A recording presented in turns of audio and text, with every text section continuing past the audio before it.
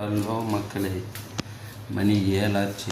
இன்னைக்கு ஃப்ரீயாக தான் இருக்கும். ஆஃபீஸுக்கு தான் வாங்க ரேப்பிட்டு ஓட்டலாம்.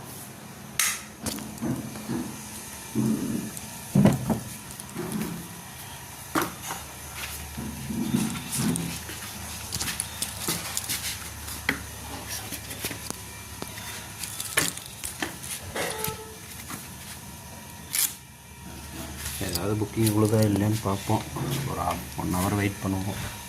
அதுக்கப்புறம் வந்து நாங்கள் ரெஸ்ட் எடுப்போம். தக்காளி 1/2 மணி நேரம் இருக்குது. இன்னும் ஒரு புக்கிங் கூட வரவே இல்லை. போகலாமா இருக்கலாமா 1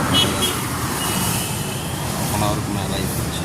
கரெக்டாக புக்கிங் எவ்வளோ பார்ப்போம். இன்னொரு 1/2 ஹவர் டைம். அதுக்குள்ளே வந்தால் தான் ஓடுது. இல்லைன்னா போய் படுத்து இன்னைக்கு ஆஃபீஸுக்கு ரெடியாக வேண்டியது தான். நம்ம வாங்க புக்கிங் இவ்வளோதா இல்லைன்னு சொல்லிட்டு அப்புறமா நம்ம பார்ப்போம்.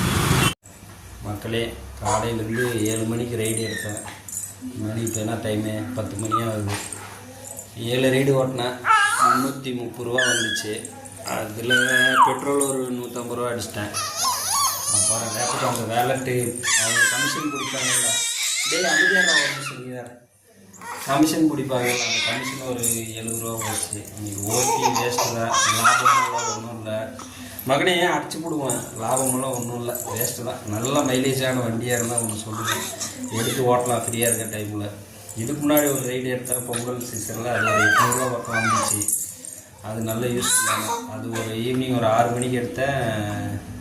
நைட்டு ஒரு 9 மணிக்கெல்லாம் முடிச்சிட்டேன். 3 மணி நேரத்தில் ஒரு 800 ரூபா 900 ரூபா வந்துடுச்சு எனக்கு. அதில் செலவெல்லாம் போக அதில் ஒரு 400 ரூபா 500 ரூபா பக்கம் நின்றுச்சு. இன்னைக்கு காலையில் எடுத்து வேஸ்ட்டு தான். இருந்தால் இந்த குட்டி பை கூடியனா பேசிட்டு விளையாட்டுருப்பேன். இவனும் தனியாக இருந்துட்டான். இருடா, இவனும் தனியாக இருந்துட்டான். இப்போ போய் வேஸ்ட்டு தான்.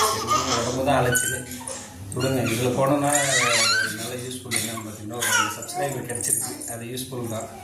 பார்ப்போம். இன்றைக்கி மதியம் ஓட்டலான்னு இருக்கேன். வாங்க அடுத்த வீடியோவை பார்க்கலாம். நன்றி மக்களே.